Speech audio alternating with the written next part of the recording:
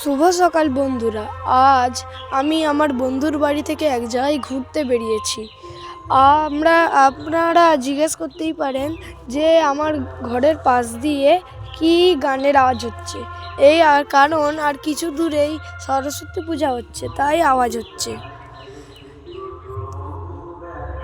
আমার বন্ধু বলছিল আমি যেখানে ঘুরতে যাচ্ছি নাকি সেই জায়গাটা প্রচুর ভুতুড়ে জায়গা। আমাকে যেতে সে বারণ করছিল, আমি তবুও যাচ্ছি। চলুন আপনাদেরকে দেখাই সেই ভুতুড়ে জায়গাটা। একটি রাজবাড়ি, সেখানে এখন আর কেউ বসবাস করেনি। আমি তো এই ভূতের কোনো ভয় পাই না, বা ভূত হয় বলে আমি বিশ্বাসও করি না। চলো আপনাদেরকেই দেখাই, চলো দেখাচ্ছি। দেখুন এই জায়গাটা, ঠিক এই জায়গাটা নাকি পুরোনো দিনে একটি বাড়ি ছিল। সেই বাড়িটা এখন লোক বসবাস করে না, নাকি রাত্রে এখানে ভূত দেখা যায়। চলুন আর কিছু দূরে গিয়ে আপনাদেরকে দেখাচ্ছি আর কি আছে এই জায়গাটা।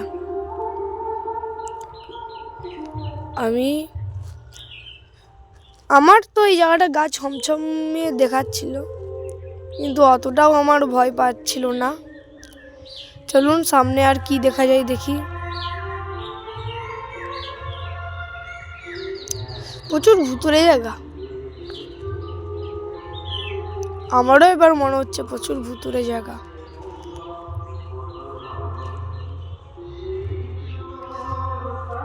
আপনারা দেখতেই পাচ্ছেন এই জায়গাটা ঘন জঙ্গল।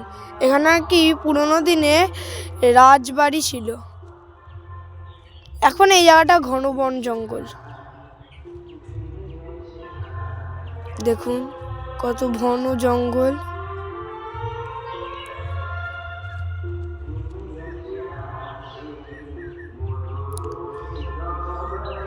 এই জায়গাটা একটি রাস্তা বানিয়েছে লোকেরা, ভিতরে কোনো গাছ কাটার জন্য।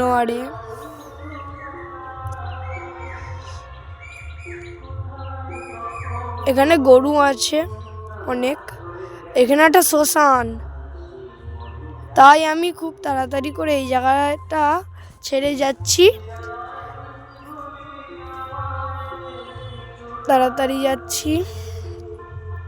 তাড়াতাড়ি আমার গা ছমছম করছে প্রচুর, তাই তাড়াতাড়ি এই জায়গাটা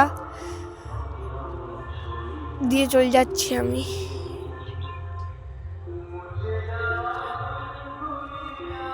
আজকে এই ভিডিওটাই রইল। নেক্সট ব্লগে দেখাবো যে ওই রাজবাড়িটার কি ঘটনা। তাই নেক্সট ব্লগের জন্য টাটা, বাই বাই, শুভ সকাল, টাটা।